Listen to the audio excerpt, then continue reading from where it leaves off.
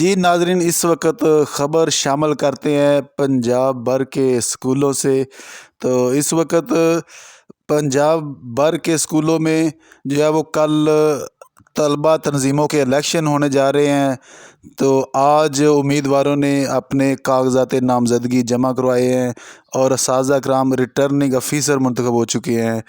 تو اس موقع پر خالد حسین ورک نے اور حافظ افضال بٹ ایڈوکیٹ نے مختلف اسکولوں کا وزٹ کیا اور چیک کیا ہے کہ طلبہ میں بہت زیادہ جوش و خروش ہے۔ تو پہلے یہ ضلع کی سطح پر یہ الیکشن ہوگا طلبہ تنظیموں کا، پھر اس کے بعد ڈویژن اور پھر اس کے بعد پنجاب لیول پر ان کے صدر، نائب صدر، جنرل سیکرٹری اور فنانس سیکرٹری منتخب ہوں گے۔